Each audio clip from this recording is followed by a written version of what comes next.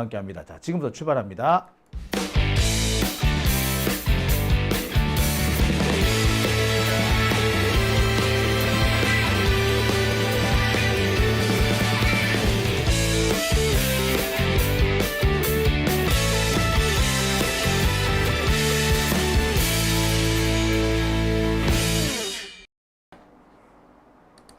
네, 오밤중 뉴스 함께하고 계십니다. 자, 요새 윤석열, 김건희 얘기를 듣다 보면 참 하루가 멀다 하고 흉측한 얘기들을 듣게 됩니다. 오늘은 윤석열이 과거 순방을 다닐 때 희한한 걸 들고 다녔다고 하죠. 그 전에 박근혜가 변기를 떼서 들고 다녔다 그러길래 참 우리가 비웃었는데 그 만만치 않은 짓을 하고 있었던 모양입니다. 뭐 처음에는 수영장 얘기가 나오더니 골프 연습장 나오더니 흰옥기탕 나오더니 이제는 뭐 야 참 김건희도 마찬가지죠.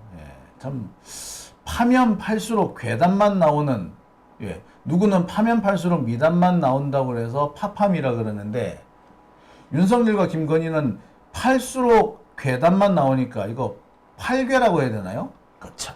네.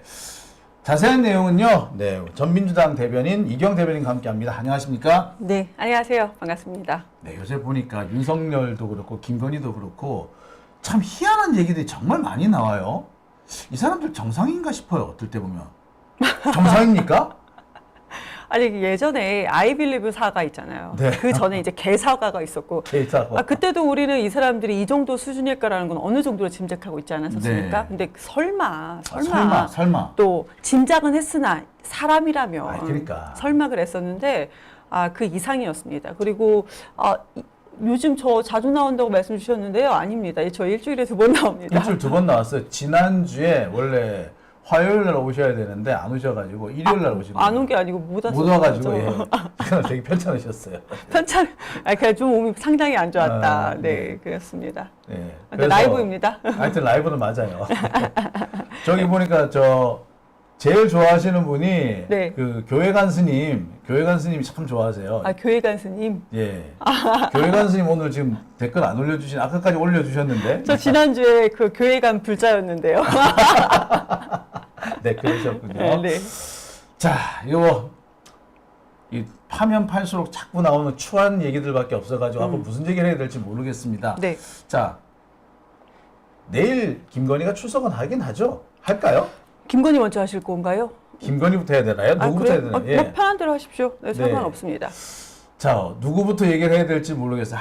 하여튼 얘기를 뭘 꺼내든 간에 괴담밖에 없어가지고. 김건희 저는 이제 질문을 주셨으니까 김건희 출석은 한다. 예. 네, 저는 김건희 출석은 할 수밖에 없다. 한다. 그런데 예전에 그 채널A 보니까 그거부터 뭐 하는 건가요? 채널A 네. 보니까 뭐 김건희가 포토라인 서서 간단하게 뭐 얘기를 할 것이다라고 예견한 이제 보도를 했는데 저는 그렇지 않습니다. 얘기를 만약에 한다면 예전에 아이빌리브 사가처럼 되게 또 약한 척을 한다거나 아니면 김건희가 요즘 발음이 상당히 안 좋잖아요. 여전히 네. 더 안 좋을 거 아니겠습니까? 그러면 아무 말도 하지 않고 되게 불쌍한 표정만 짓고 그냥 간다. 입을 열면은 더 안 좋을 거다라는 전망이 더 많아요. 저도 입을 열지 않는다는 거에 한 표, 5,000원 걸겠습니다. 네. 누구한테 드리죠? 그죠? 네. 여기 후원하겠습니다. 5,000원. 5,000원도 후원 되나요? 그럼요. 그래요? 5,000원도 후원 됩니다. 네. 자, 그러면 뭐 김건희 얘기 좀 이따 하기로 하고요. 네. 윤석열 얘기로 곧바로 넘어가 보죠. 자, 윤석열이 요새 참 보면 참 그래서 제가 이런 얘기는 참 하기 민망한데 어떻게 속옷을 입고 버티는 팬티 차림으로 버티는 그 대통령이었잖아. 어떻게 이런 짓을 할 수 있는지 모르겠어요. 아니, 그러니까 변호인단에서 날이 너무 더워서 벗었다라고 했잖아요. 그런데 중간에 보니까 이제 그 구치소의 규칙 같은 거, 그리고 규범이라든지 이런 걸 보니까 벗으면 안 되는 거였어요. 그 안 되는 시간대. 거죠. 네, 그렇게 나왔죠. 그런데 지금은 우선은 CCTV가 구치소에 CCTV가 있습니다. 네. 네. 나왔다고 하더라고요. CCTV가 있고 그것이 이제 그 JTBC에서는 이제 단독으로 그거를 뭐 확인했다라는 식으로 보도했으나 정확히 JTBC에서 그 CCTV 영상이 있는 것 같지는 아직은 그런 것 같지는 않습니다. 근데 여기서 또 뭐가 있냐면 특검의 바디캠이 있습니다. 그렇지, 그러니까 바디캠이 있겠죠. 이미 우리가 확인할 수 있는 영상은 구치소의 CCTV와 바디캠이 있다라는 겁니다. 근데 지금까지 그러면은 이제 그 특검의 이제 이야기를 따른다면 처음에 구치소 보안 담당 교도관이 오늘 특검이 오니 협조해 달라라고 먼저 얘기를 했습니다. 그때는 옷을 다 입고 있었다. 입고 그 다음에 네 그때는 안 특검이 더워가지고. 왔다. 특검이 처음 와서 구치소로 들어가서 이제 수사를 진행하려고 했을 당시에 그러니까 그러니까 저항을 했다. 그러니까 특검이 대통령이잖아요. 네. 그러니까 잠깐 자리를 비워서 얘기를 하고 있었다가 다시 돌아왔다고 합니다. 우리 언론 보도에 보면은 2시간 동안 그러니까 2시간 동안 30분 간격으로 4차례 정도 시도를 하다가 안 돼서 갔다고 했지 않습니까? 그렇죠. 예. 근데 갔다가 특검팀이 첫 번째 보고 안 돼서 저항하니까 갔다가 오니까 갑자기 이제 옷을 팬티바람에 난닝구와 팬티바람에 드러누워 있었다라는 겁니다. 그런데 CCTV에 그때 옷을 벗었던 장면들이 다 나왔다라는 겁니다. 네. 네. 자, 제가 그 점을 위해서 제가 미리 이렇게 자료를 그러니까요. 준비를 해왔어요. 자, 분명히 특검은 옷을 입고 있을 때 방문을 했다는 겁니다. 네. 그리고 특검이 방문하기 전에 교도관들이 오늘 특검이 방문합니다라고 알려줬다고 해요. 그렇죠. 자, 그런데 자, 특검하고 이제 대화를 했을 거 아닙니까? 특검 측에서 출석하시죠. 우리가 강제로 끌고 가는 건 좀 그렇지 않습니까? 영장도 있습니다. 협조해 주세요. 그때 당시에는 멀쩡하게 수의를 입고 있었다라는 겁니다. 이때까지만 해도 옷 입고 있었는데, 자, 윤석열이 싫어, 나 안 갈래! 라고 하니까, 아, 이거 어떡하지? 잠시 그럼 우리들끼리 좀 회의하고 올게요. 라고 하면서, 네, 특검 측에서 자리를 비웁니다. 그래서 논의를 위해서 잠시 나갔는데, 그 사이에, 예, 벗고 버티고 있더라. 야, 이거 아닙니까, 이거. 그러니까 옷을 다 벗었던 부분. 야, 그러니까 뭐야. 그러니까, 드러누워 있었다. 이겁니다. 자, 그러니까 그러니까 윤석열 측에서는 더워서 벗고 있었을 뿐이고, 네. 벗고 있는데 특검에서 쳐들어와가지고, 네. 옷 입을 기회도 안 주고, 라는 바람에 그냥 내가 그냥 들어놓을 수밖에 없었다. 네. 라고 했는데, 이게 이제 완전히 거짓말이라는 게 드러난 거네요. 이게 CCTV뿐만 아니라 특검의 바디캠에도 그대로 찍혀 있다. 그렇죠. 그러니까 지금 얘기잖아요. 그렇지만 현재까지도 윤석열의 변호인단은 뭐 허위 사실을 언급하면은 재차 이렇게 언급을 하면은 법적 책임을 묻겠다라고 선전포고를 했습니다. 이랬으면 좋겠습니다. 했으면 법적 좋겠네요. 책임을 묻기 위해서는 이미 영상이 있잖아요. 영상을 보면서 법적 책임을 물으라고 했으면 좋겠습니다. 제가 이거 배보윤 변호사를 좀 알아요. 근데 아, 배보윤 네. 변호사 개인적으로 알고 개인적으로 술 한잔 한 적이 있는데 다시는 내가 배보윤하고 술 안 먹는다 그랬어. 내가 왜요? 한 잔 먹고. 네. 예, 주정이 좀 심하더라고요. 주정이 많이 심해요. 그러니까 그 변호사가 윤석열의 지금 변호인단에 있는 그렇죠. 변호사라는 예, 그 사람 제가 이제 그 거죠? 사람 헌법재판소 공보관 할 때 술주정이 있다는 거죠? 그러니까 이제 그 당시 이제 뭐가 있었냐면은 그때 통합진보당 해산 사건이 있었어요. 그랬을 때 그때 그 얘기를 한참 하다가 아니 지금 뭐 극우 집회가 이렇게 난리를 부리고 뭐 거기선 더 심한 얘기도 하는데 왜 거기는 가만 놔두는지 모르겠다. 그 얘기 딱 했어. 그 한마디에서 빡 돈 거야 막 급발진을 해요. 그러더니 막 삿대질을 하는 거야 사람한테 나한테. 그 어디까지 산소년이냐는데 내 코앞에까지 와 이렇게. 내가 화도 어처구니가 없어가지고 뭐 이런 놈이 다 있나 싶었어. 지가 아무리 그 판사 출신의 그 헌법재판소 공보관이라고 해도 기자를 코앞에다 손가락 이렇게 갖다 대는 사람은 처음 봤어요. 윤석열이랑 비슷한 뭐 스타일. 이따위가 다 있나 싶더라고. 일본 진짜 유일상종이에요. 네. 그래가지고 그 자리에 옆에 있던 다른 연구관들이 미안해가지고 새벽 2시까지 저를 졸졸졸 따르면서 죄송합니다 그랬다고요. 그래서 내가 오죽해서 막 걱정하지 마시라고 됐다고. 내가 배보이는 가만 안 놔둘 건데 한번 언제는 가만히 있게 그냥 놔둘 테니까. 자, 그랬던 네. 사람이에요. 자, 잘하면 제가 이번에 그 배보연 원수를 외나무 다리에서 만날 수도 있겠네요. 자, 배보연 변호사님, 제가 또 허위사실 유포했으니까 고소 한번 부탁드립니다. 아, 진짜 피곤하게 사시네요. 혹시 알아요? 이걸로 한번 떠볼까? 아니, 야, 근데 진짜 그 사람. 이번 주, 다음 주 재판 있잖아요. 아, 진짜 힘들어. 야, 대단하십니다. 근데 진짜, 야, 그 사람은 진짜 아이고. 제가 깜짝 놀랐던 게, 와, 글쎄, 그런 제가 공보관들 참 여러 종류 만나봤습니다만 아이고. 그런 공보관은 처음이더라고요. 자, 아무튼 이런 단계로 진행이 됐다라는 아니, 말씀이죠. 그러니까 이게, 그러니까 우리 외신에서도 이거를 새로운 방식의 저항이라고 했잖아요. 네. Using a new method to resist라고 했었잖아요. 그러니까 어떻게 이런 방식을 할 수가 있을지, 그것도 대통령이라는 사람이 참 이해가 되지 않고, 변호사, 변호사, 보이는, 네, 이 변호사도 무슨 법적 책임을 묻겠다고 얘기를 하는데 정말 그랬으면 좋겠습니다. 네. 다행스럽게 보니까 여기 김계리 변호사나 네. 윤곽근 변호사는 관여를 안 하고 있는 모양인데 제가 윤곽근 변호사도 좀 잘 알지요. 예. 자, 윤곽근 변호사 그때 이렇게 올리던 거 제가 기억을 합니다. 아이고. 네. 네. 별걸 다 하네, 진짜. 예. 윤곽근 변호사님. 마이크 지금 본체가 떨어진 거죠? 네, 마이크 지금 지금 소리 세게 안 나갔나 모르겠는데. 마이크 꺼지지 않았나요? 지금 보니까? 네. 예, 꺼지진 않았습니다. 예. 사고를 내셨고요. 예. 만스 저항. 딸기님 그렇게 말씀 주셨습니다. 저는 또 이렇게 뭐 얼굴 너무 들이밀어서 죄송합니다. 자, 보면은, 그러니까 유유상종이라는 말이 딱 맞는 거예요. 지금 보면, 그 당시, 벌써 십몇 년 전이 있었던 일인데, 그때 그 사람들의 어떤 행동이나 이런 걸 보면, 지금의 윤석열과 충분히, 글쎄, 함께 할 만한 사람들이 아닌가, 이런 생각이 드네요. 네. 자, 아무튼 다음 얘기 넘어가죠. 이제 눕는 걸 하다 보니까 갑자기 네. 매트리스 기사가 나왔는데 매트리스. 왜 이렇게 잘 맞습니까? 매트리스. 이번엔 그 매트리스가 그 영화 매트리스는 아니죠. 그 매트릭스죠, 참 그건.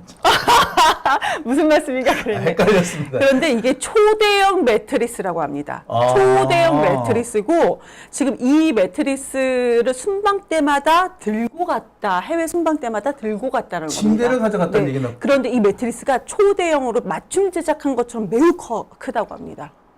근데 어이. 해외 순방 때마다 이거를 그 대통령 전용기에다가 실어서 가지고 갔다라는 것이 지금 밝혀졌습니다. 아니, 그러니까 웬만한 사이즈는 매트리스가 다 해외 각국에 다 있어요. 그리고 그 특히 대통령이 가는 경우에는 상대국에서 웬만한 건 다 마련을 해 줍니다. 그러니까 혹시 뭐 대통령이 필요한 게 뭐가 있느냐, 혹시 뭐 특히 이제 그 잠자리 같은 부분은 개인차가 좀 심하기 때문에 혹시 필요한 게 있느냐 다 물어봐요. 근데 거기서 도대체 맞춰줄 수 없는 사이즈라는 거 아닙니까?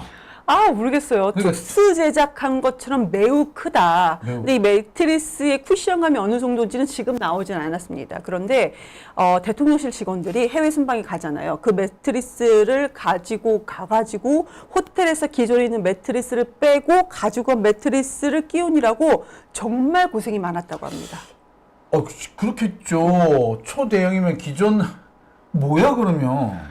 정말 상상할 수가 없는 상상을 못 정도였어요. 하겠네. 그러니까 뭐 아까 말씀 주신 것처럼 뭐 편백나무 히노키탕 이런 네. 것도 있었던 거고 사우나 시설 뭐 개수영장, 골프장이 별거 집무실 내에 전부 다 있었잖아요. 네.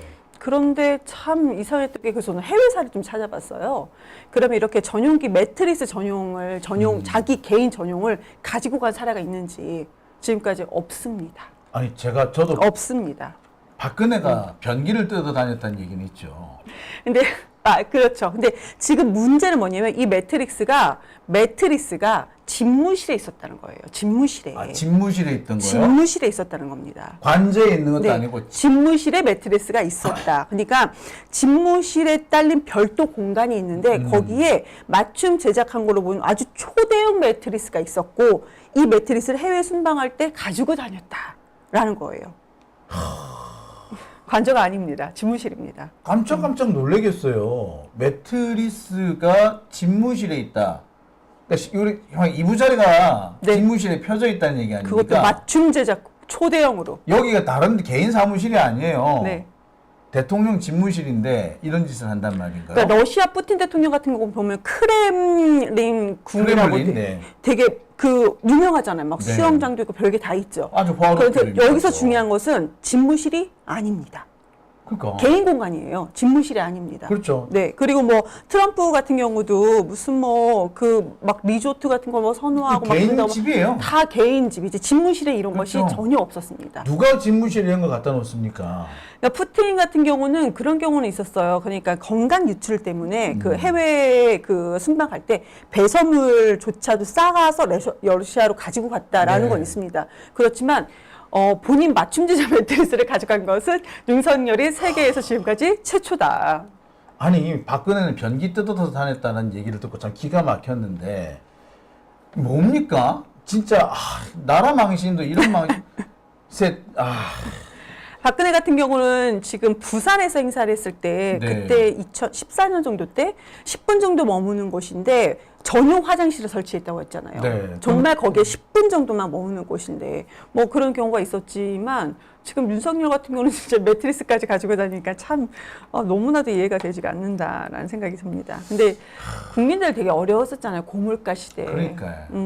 그리고 고금리, 대출로 되게 힘들어하는 그런 상황에서 본인은 매트리스까지 맞춤 제작해서 그걸 해외 순방까지 가지고 다녔다는 것이 저는 진짜 이 사람이 국가의 리더로서 어떤 철학이 정말 부재한 거구나. 아예 없는 사람이구나라는 생각이 들었고요. 대통령 가서도 이렇게 했으면 이 사람은 검사일 때 혹은 검찰총장일 때도 이래고 살았다는 얘기밖에 안 돼요. 그 지금 대검 있는 대검 검찰총장실 한번 열어봤으면 좋겠어요. 지금 제 생각에는 검찰 해체를 할 게 아니라 검찰청에 대한 대대적인 압수수색, 일반 압수수색을 좀 해야 될 것 같아요. 도대체 얘네들 어떻게 하고 살았는지, 도대체 어떻게 했길래 이런 짓을 했는지, 아니, 검찰총장 할 때도 이 비슷한 짓을 했다는 거 아니겠어요? 그러니까 저렇게 한 거야. 저는 이제 매트리스라는 점에서 매트리스는 너무 사생활이잖아요. 네. 그러니까 권력과 개인 사생활의 경계가 윤석열이라는 사람은 없습니다. 이거 되게 전형적인 권위주의적인 자인 태도인 거잖아요. 그러니까 이런 생각을 가졌던 사람이기 때문에 그런 내란도 일으킬 수 있는 거구나. 그러니까 경계가 없는 거죠. 이 국가가 본인이 공복으로서 대통령직을 수행해야 하는 그런 대한민국인지 본인이 사적으로 권력을 휘두를 수 있는 어떤 공간인 것인지를 경계가 없었던 사람인 것 같아요. 그래서 저는 윤석열이 솔직히 무지한 인간이 아닌가. 아니면 이제 수울로 인해서 그런 걸 수도 있고 정말 무지한 인간이다. 그래도 서울대를 나오고 사법시험을 합격하고 그때는 뭐 부모님이 모르겠어요. 다 교수고 그런데 이런 정도의 인지를 안 가지고 있다면 그거는 부모님이 잘못 가르쳤다는 얘기밖에 안 돼. 윤기정 교수가 애 잘못 교육시킨 거야. 부수 정도 하면은 합격하지 않을까요? 부수를 할 정도면은. 글쎄, 근데 저는 이해가 안 가요. 정말 이해가 안 가요. 그리고 제가 알던 윤석열은 이 정도로 사람이 이상하진 않았어. 과거에. 그러니까 이 사람이 이제 대검 과장 시절에 대검 과장 시절에 꽤 오랫동안 만나봤어. 그 얼굴 실제 가까이 뭐 얘기도 하고 술도 먹으러 가고 뭐 이랬는데 그때 이 사람이 이러진 않았어요. 그런데 확실히 사람이 위로 올라가면서 자기 마음대로 할 수 있는 게 많아지니까 뭐 어떻게 봉인이 됐던 게 해제가 된 걸로 보이나요? 레드키님이 서울대 돈 주고 서울대 돈 주고 서울대 돈 주고 예 사법은 구수로 사법시험이 구수한다고 별빛파도님 윤을 사람을 생각하고 취급하면 오류입니다. 죄송합니다. 제가 네, 사람을 농담으로 사람이 아니문이다. 예. 사람으로 생각했네요. 죄송합니다. 네. 자, 뭐 빈차 출근시킬 맞아요. 그러고 보니까 정상이면은 자신의 출근을 숨기기 그렇죠. 위해서 빈차 행렬을 보낸다는 게 맞습니다. 말이 안 되지. 네, 맞습니다. 예, 참 그래요. 참 예. 아니 뭐 옷 벗고 들어누웠는데 말 다 했죠. 아니 그럴 수 있겠습니까? 대통령이 아니 일반인도 그럴 수 있겠습니까? 팬티바람에 난닝구와 팬티바람에 그렇게 어떻게 들어놓을 수 있어요? 제가 며칠 전에 그 얘기를 한 적이 있어요. 저희 이제 부친이 과거에 이제 그 유흥업소 단속 이런 걸 좀 나가셨거든요. 네네네. 유흥업소 단속 가시면은 꼭 보면은 이제 그 과거 이제 공무원이셨을 때. 공무원이실 때. 근데 그 꼭 단속에 저항하기 위한 깡패들이 등장을 해요. 어느 조금 깡패들이 운영하는 이런 업체가 있을 거 아니에요. 근데 가면 깡패들이 있는데 그러면은 공무원이니까 어떻게 하지를 못하는 거야. 그럼 얘네들이 위협을 한대, 처음에는. 그러면 유리 깨가지고 이거 병 깨서 막 이렇게 자해하고 막 이런데요. 제가 갑자기 왜 웃냐면 최근에 그 디즈니 제가 이제 핸드폰을 새로 바꿔서 디즈니를 3개월 동안 공짜로 볼 수가 있어요. 네. 근데 거기에 그 시리즈로 나왔던 네네 파인, 예. 아니, 보다가 보니까 갑자기 옷을 막 벗더라고요. 예, 거기서 나오는 게, 그러니까 처음에는 유리병 깨가지고 이렇게 난동을 부리다가 그게 안 되면 옷 팔딱 벗고 들어 눕는데. 아 그러니까요. 근데 이제. 딱 그 모습인 예, 거예요. 딱 그 모습인 거야. 근데 그때도 보면은 옷 벗고 들어 눕는 깡패는요, 깡패들 중에서 제일 하발이야. 그 중에서도 약간 급이 있는 깡패들은 그렇게까지는 안 해요. 하발이죠, 하발이. 근데 전직 대통령이었다는 놈이 이러고 있으니, 나라 꼴이 참. 부끄럽습니다. 그러니까 부끄럽습니다. 외신에서도 보면은 제가 외신에서 한 30 몇 개 정도 찾았는데 우리나라로 본다면 면, 그러니까 동 이런 거 말고 면, 이 정도 지역지에서조차 윤석열의 그 언더웨어 있잖아요. 속옷 차림으로 저항하고 들어누웠던 거 이걸 많이 보도를 했더라고요. 얼마나 웃겼습니까? 얼마나 웃겼으면 그렇게까지 됐겠습니까? 마치 부끄러워요. 혹시 옛날에 해외 토픽 이래서 해외에서 일어나는 이상한 일만 막 이렇게 전해주는 라디오 프로그램도 있었고 또 신문에 무슨 코너도 있지 않았습니까? 딱 그런 거 보는 느낌이야. 그 사람들은 아마 세상에 이런 일이 그런 걸 보는 맞아요. 세상에 이런 일이 보는 느낌이 아닐까. 네. 자, 세상에 이런 일이 또 있죠. 예, 이번에는 김건희가 5년 만에 드디어 포토라인에 쓴다고 합니다. 5년 너무 길었습니다. 야. 이 여성 언제 포토라인에 서나 언제 수사받나 진짜 우리가 얼마나 막 속이 상하고 그랬겠습니까? 쓰기는 서네요, 결국엔. 네, 5년 만에 서기는 섭니다. 근데 내일 오전 10시라고 내일 오전 얘기합니다. 10시. 네. 포토라인에 설까? 사실 저는 이제 포토라인 설지 안 설지가 조금 왔다 갔다 한다 그랬어요. 그러니까 지금 분위기가 김건희한테 유리한 상황이 하나도 없다는 거예요. 계속해서 16개 혐의가 있다라고 하는데 네. 그 중에 몇 개만 입증이 돼도 감옥에서 10년 이상 썩어야 되는 그런 상황이잖아요. 근데 오늘 제가 이제 16개 혐의에 대해서 이거를 그러니까 일부 신문에서는 보도를 하고 있는데 방송에서는 구체적으로 나온 게 좀 찾기가 어려워서 제가 조목조목 한번 가져와 봤습니다. 네, 지금 요렇게 올라와요. 쭉 올라갑니다. 자, 네, 첫 번째가 이제 1호부터 도이치모터스 삼부토건 주가 조작, 코바라 콘텐츠 뇌물성 협찬 사건 이게 있는 명품 거고요. 가방, 집무실 네. 이전, 명태균 국정 개입, 양평 고속도로 세관 의혹. 야, 되게 많네. 네. 지금 보면은 도이치모터스 삼부토건 이제 도이치모터스 주가 조작만 한다 하더라도 그때 한국거래소 심리 분석 결과 23억 원의 시세 차익이 있었다라고 그쵸. 했었습니다. 이거 지금 되게 보수적으로 봐도 이게 입증이 거의 다 됐잖아요. 네, 거의 다 우리가 1, 됐잖아요. 2심 재판부에서는 입증하기 어렵다라고 얘기했지만 지금 거의 다 나왔습니다. 네. 이거 되게 보수적으로 봐도 한 3년에서 7년 정도 나옵니다. 지금 그렇죠. 판례 그것만. 기준으로 한번 찾아봤어요. 이것만 해도 3년에서 7년 정도는 나온다라는 거였었고요. 지금 집무실 세 번째, 네 번째가 집무실 이전하는데 국가 계약에 김건희가 직접 개입을 한 거잖아요. 네. 이런 부분에 대해서도 지금 많이 밝혀지고 있는 것이고, 그리고 김건희 일가 국정 인사 개입 이런 것도 있었잖아요. 네. 이게 최순실 사례로 봤을 때도 한 18년 정도. 이 세 번째, 네 번째, 다섯 번째만 해도 한 18년 정도 이제 판례 기준으로 나와 있다라는 겁니다. 그리고 서울 양평 고속도로도 좀 구체적으로 좀 한번 봐봤어요. 네. 그러니까 우리가 너무 요즘 힘들다 보니까 그러면 그 사람들이 종점을 변경했을 때 5km 이내에 일가 단계 1만 평이 있었다고 얘기했었잖아요. 네. 1만 평. 1만 평. 축구장 5개 크기 정도. 근데 이게 그 근처에 고속도로가 만약에 그쪽으로 종점이 나지 않았을 때는 지금 평균적으로 73만 원 정도 거래를 된다고 네. 해요. 근데 고속도로가 그쪽으로 이제 종점이 나잖아요. 그러면은, 되게 좋은 땅은 평당 900만 원 정도까지. 네. 정말 좋은 땅으로 기준을 했을 때 1만 평이니까 그러면은 우리가 이렇게 단순하게 계산하면 9천억 원. 평균 제가 계산해보니까 500만 원이에요. 평균 500만 원에서 한 700만 원 정도 거래가 되더라고요. 네? 예, 평균이에요, 그러면은 평균이. 5천억 원, 700억 원입니다. 그렇죠. 근데 여기 한 가지 더 있어요. 거기에 문중 땅이라는 친인척 땅이 또 있어요. 아이고 참나. 그러니까 근데 그 땅이 그 지역이 병산리 그 지역이 김건희 친인척들이 몰려 사는 집성촌 부분이에요. 참나. 그러니까 그것까지 계산해 보면은 김건희 일가가 완전히 논하는 땅인 거예요. 그럼 그게 그 돈이 어떻게 될지 알 수가 없어요. 그러니까 우리가 평균 500만 원, 평당 500만 원이라고 했을 경우에 그리고 이제 지금 제가 말씀드린 건 이제 1만 평만 말씀드렸는데 추가적으로 더 있다고 말씀 주셨잖아요. 그러면 이것을 다 판단을 전제한다면은 거의 1조입니다. 그러니까 아니 일가가.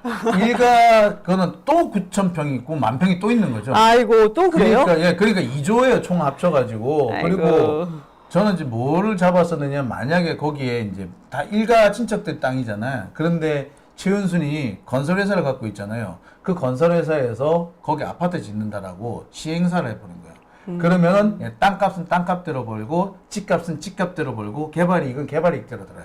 그러면 그때 가격은 어떻게 되냐? 계산이 안 나와요. 진짜 계산이 안 나와요. 몇 조 단위네요. 네. 야, 대통령, 그러니까, 그거, 패밀리 비즈니스라고 얘기했었잖아요, 윤석열이. 네. 선거 때, 대선 그 후보 때, 정말 비즈니스 맞습니다. 네, 패밀리 비즈니스예요. 그러니까 이거 계산해 보면 이걸 만약에 그 입증이 돼서 만약 유죄가 나오면 요거는요 몇 년형이 나올지 저도 잘 모르겠어요. 이거는 지금까지 이런 사례가 없었습니다. 제가 이거를 첫 번째부터 16번째까지 쭉 현재 판례를 해서 한번 찾아봤습니다. 그러니까 되게 정말 보수적으로 계산했을 때 단순 합산을 하면 35년형이 나옵니다. 35년. 아주 보수적으로 했을 때 그 단순 합산 35년형. 그런데 이제 다 합산이 되지 않잖아요. 그래서 최순실 국정농단급으로 했을 때 거의 25년형이 나옵니다. 그렇죠. 근데 우리가 여기서 김건희가 겨우 25년형이야? 할 수 있잖아요. 하나 빠진 게 있습니다. 내란은 여기에 포함되죠. 예, 내란은 아예 있지 않습니다. 네, 그리고 지금 그 최상병 사건 이 네. 부분에 대한 얘기 일단은 좀 빼놓고 있어요. 근데 이 두 개까지 합쳐버리면 상황이 어떻게 될지 솔직히 모르겠어요. 그리고 코바나 콘텐츠 건 같은 경우에 받은 돈이 최상범 사건이 아마 7번째로 들어가 있지 않나요? 아, 그 부분에서 아마 있을 겁니다. 예. 7번째로 최상범 사건이 있군요. 예, 네, 있군요. 아마 있을 겁니다. 그러니까 이제 코바나 콘텐츠 건 같은 경우에 그것도 네. 수십억이기 때문에 그게 네. 뇌물로 인정되면 그것만 해도 징역 10년 이상 나와요. 그렇죠. 근데 그것은 이제 남편이 그 중앙지검장 네. 때 그것이 연결이 된다면은 그 정도 나온다. 그렇게 연결돼서 그 200만 원 때문에 징역을 살고 있는 분이 계시죠. 조국 전 대표. 맞아요. 딸이 그 시기에 장학금 받았다고 받았다. 해가지고 그러니까 조국 딸이 받은 장학금은 뇌물이 되고 윤석열의 마누라인 김건희가 받은 수십억 원 뇌물이 안 된다. 그거는 인간이 그러면 안 돼. 만약에 판사가 그렇게 내리면 판사 죽여버린다 나 진짜. 아우 진짜 판사들이 이러면 안 돼요. 예, 진짜 아이고야. 아우 진짜 나쁜. 판사들 이름 하나 일일이 공개를 해야 됩니다. 제가 항상 요즘에 무슨 사건 있을 때마다 판사 막 이름 공개해도 되나요? 네, 판사 그럼 얼굴도 저도 공개합니다. 그래요? 해도 네. 되나요? 네. 그럼 저도 제 방송에서 제 사건 판사 이름 다 공개해도 되겠다. 네, 그 판사 누군지 그 판사가 오석준 그러면 판사예요. 대법관의 오석준이잖아. 아 그래요? 이경 사건. 예. 제 대권은 다음에 얘기할게요. 제 방송에서 하겠습니다. 자, 아니 나 1심, 2심 전부 다 공개해도 아, 될까요? 네, 네. 갖고 오세요. 내가 쫙 까드릴게. 아 그래요? 판결문 다 같이? 예. 아 그래요? 네, 싹 다 얼굴 까드릴게. 제가. 아 기대됩니다. 감사합니다. 예. 그 제가 이제 해보니까 판사들 얼굴을 공개를 해야 되겠더라고요. 그래야지 이 사람들이 뒤에 구멍에 숨어가지고 이상한 짓을 못 하는 거예요. 그럼 역으로 또 이렇게 하. 그 장용진 기자님께서 지금 계속 고소고발 당한 것처럼 그럴 수는 있겠네요. 그러니까 누가 이기나 누가 오래 버티나 해보죠. 판사들이 오래 버티나 내가 오래 버티나. 예, 그래서 얼굴 이렇게 까마신 거예요. 맨날 마음고생해서. 판사들 얼굴 계속 한번 까볼 거예요, 제가. 예. 아, 네, 알겠습니다. 자, 하여튼 뭐 김건희 이렇게 해가지고 내일 뭐 출석을 하기는 하는 모양인데. 출석하는데 정말로 저는 김건희가 말은 안 할 거라고 생각합니다. 불쌍한 척하고 지나갈 것 같아요. 네, 눈물 흘린다든지. 아, 되게 뭐 불쌍한 척하고 지나갈 것 같아요. 근데 이제 말하면은 마이너스니까. 근데 김건희 씨는요, 본인이 모든 걸 다 해결할 수 있다고 생각하는 모양이에요. 모양이에요. 김건희 주변 사람들이 그렇게 확신을 하고 믿고 있다고 그래요. 네. 근데 저는 김건희 씨 말하고 뭐 언변도 그렇고 뭐가 모자른 사람 같은데 근데 그런 믿음은 도대체 어디서 나온 건지 알 수가 없어요. 그러니까 이제 김건희 씨가 지금까지 이제 그 여러 가지 사건이나 사업이 있을까요? 왜냐면 네. 그 어떤 사건의 당사자들, 상대방을 설득을 해야 될 때가 있는데 그때 희한하게 잘 꼬셔서 데리고 오더래. 아, 좀 이상하게 꼬시잖아, 항상. 그러니까 매번. 일종의 그 약간 사기성이 있는 것 같은데 이게 외부에 아무도 공개되지 않은 상태에서 1대1로 이렇게 그 설득을 한다든지 꼬시는지 하는 거는 가능한지 모르겠는데 이게 일반 대중을 상대로 해가지고 똑같은 방식을 쓰면은 비웃음 받거나 욕을 먹거든요. 근데 김건희가 1대1로 해서 이렇게, 그렇게 사기를 쳤던 사람들이 대상이 전부 다 남성이었습니다. 그렇죠. 근데 1대1로, 그렇죠. 여성이 없어요. 그렇죠. 없습니다. 다 남성이었습니다. 여성들은 돈하고 연결된 경우, 이제 그 밑에 하위 직원으로 있었던 경우인 거고, 네. 그런 식으로 이병옥 씨 같은. 다 바꾼 사람들은 마음을, 뭐 윤석열 포함해서요, 다 남성이었다. 예전에 과거에 이제 김건희 씨 만났을 때 첫 대면 때 말씀 주셨잖아요. 네, 이미지 되게, 괜찮더라고요. 근데 이제 김건희 씨는 첫 대면 때부터 약간 성적인 표현을 되게 노골적으로 되게 자연스럽게 하는 여성이었었다. 네. 라는 점. 근데 남성들이 좀 단순해서 그런가 거기 또 넘어가셔가지고 참 이해할 수가 없습니다. 저가 넘어갔다는 건 저 아니요, 아니에요. 그 다른 남성들, 아, 그 예. 이제 장 기자님 오해로 할까 봐. 다른 남성들, 지금 김건희한테 넘어간 다른 네. 남성들. 아이, 오해하지 마십시오. 네. 네. 자, 근데 저는 그런 생각이 들더라고요. 김건희가 내일은 출석을 할 수 있는데 2차, 3차 출석은 안 할 걸로. 아, 왜요? 출석이 지금 5번 정도로 있을 걸로 보이는데 그 출석을 다 할 수가 없어요. 그리고 나간다고 해서 본인이 이익될 건 없고, 그러니까 첫 번째 출석할 때는 언론 플레이를 위해서 갈 수 있는데 윤석열도 비슷하잖아요. 첫 번째는 나갔는데 두 번째, 세 번째 안 가는 것처럼 막 그러지 않겠나. 근데 계속해서 그러니까 김건희한테 불리한 증거들이 나오잖아요. 보니까 지금 해병 특검에서는 김건희 비화폰이 또 얘기 나오더라고요. 네. 비아폰이 한 대로 파악이 됐고 최근까지 사용한 것으로 파악을 했다라는 겁니다. 근데 지금 김건희 비아폰이 초기화된 상태라고 해요. 그래서 포렌식을 해보는데 복구할 수 있을지는 한번 시도를 해봐야 된다. 그런 상황인 것 같습니다. 저는 이렇게 김건희가 비화폰 가지고 그건 내가 이해를 하겠어. 기분 나쁘지만 말도 안 되는 네. 소리지만 그래 가졌다 쳐. 근데 얘 얼마 전까지 사용했다는 게 그게 더 최근까지 지나쳐요. 사용한 것으로 네. 언제까지 썼다는 거예요 도대체? 김성훈 차장이. 경호차장 뭐 구속 김성훈 전까지 썼을까요? 저 그냥 유추해 봅니다. 김성훈 경호처 차장이 해임 파면이 됐거든요. 경호처에서 이렇게 그 징계위원회를 열어가지고요. 그럼 그 전까지는 썼다라고 보는 게 맞겠네요. 네. 그런데 이거는 보면은 그 전부터 저는 이거가 만약에 포렌식이 된다면 여기에 김건희의 내란 관련된 것이 뭔가가 정말 나올 것이다라고 생각합니다. 근데 우리 아까 말씀드렸었잖아요. 이걸 되게 보수적으로 봐도 25년에서 35년입니다. 25년에서 35년. 그럼 여기서 내란까지도 뭔가가 나오면은 김건희 씨는 종신형이죠. 김건희 부분을 가장 잘 알고 있는 사람이 김건희 씨도 구치소에서 막 옷 벗고 안 나가 내 몸을 건들 수 있을 것 같아 그런 거 아닌지 모르겠어요. 아찔하다. 가능하다 이 여성. 그럴 것 같네요. 유유상종. 그러니까 부부니까 남편도 그랬는데 못할 거 뭐 있나. 남편 통했어. 진짜. 듣는데 뭐 소름이 쫙 끼치네요. 근데 지금 김건희가 내란에는 관여했다는 증거가 없지 않겠느냐. 그리고 설마 내란까지 관여했겠느냐. 그런 얘기도 있기는 해요. 뭐 있을 수는 있죠. 그래요? 아직까지는 명확하게 나온 게 아니기 때문에 그렇게까지 얘기는 하나. 근데 모르죠. 지금 노상원 씨하고 어떤 얘기가 주고받았는지 아직도 잘 그러게. 모르는 거고. 통화를 했다는 얘기도 네, 있고요. 그렇죠. 그리고 가장 결정적인 순간에 김주현 민정수석하고 통화하는 게 나오더라고요. 그럼요. 그러니까 보면은 이 김건희 이 사람이 되게 웃기는 게 지가 장관이고 비서관이고 지가 통화를 한다니까. 김건희하고 명태균 씨 어제 그제인가요? 제가 그 보니까 대선 때 윤석열과 김건희가 공천권, 인사권을 5대5로 나누기로 약속하고 대선을 시작했다라는 글을 올렸습니다. 근데 명태균 씨의 말을 다 믿지는 않아요. 네. 다 믿지는 않습니다. 그런데 지금까지 보면은 윤석열 위에 김건희 있었다라는 건 우리가 좀 뭔가 느껴지잖아요. 그렇죠. 예. 그럼 명태균 씨가 했던 이 말이 어느 정도 상당히 신빙성은 있다. 신뢰도는 조금 있다라고 생각이 듭니다. 그런데 이랬던 김건희가 내라는 개입을 전혀 안 했을까? 그럴 리는 없죠. 그렇죠. 그렇죠. 전혀 개입 안 했을까?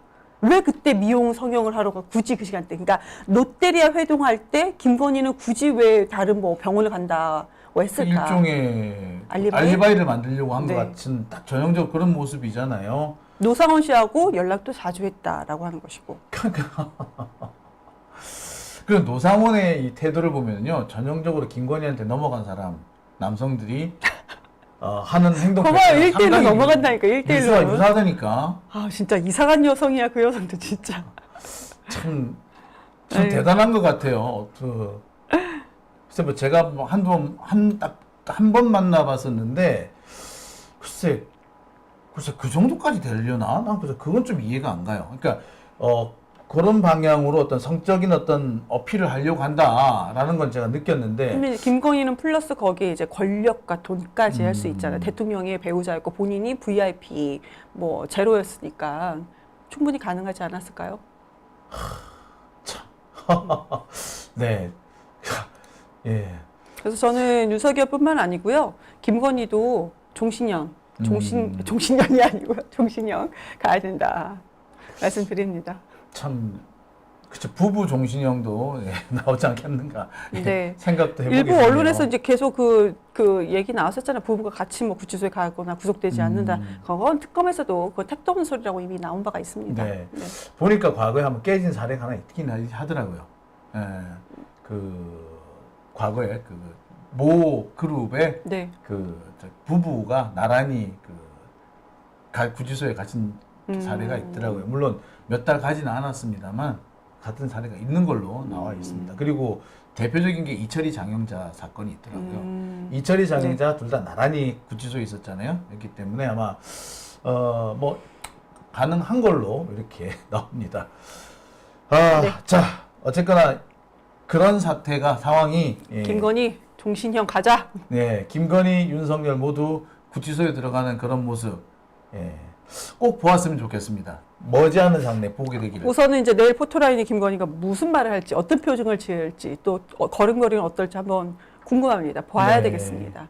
예, 남편은 무서운 사람인 줄 알았습니다라는 말을 그 비슷한 발언을 또 하게 되지 않을까. 이상한 여성이야. 네, 자, 네. 내일 보도록 하고요. 오늘은 여기서 마치도록 하겠습니다. 자, 오늘 고생하셨습니다. 고생한 건 아닌데요. 네, 아무튼 네, 알겠습니다. 금요일 날 금요일 날이요. 금요일 날 뵙도록 하겠습니다. 네, 금요일 날 뵙겠습니다. 네, 감사합니다. 수고하셨습니다.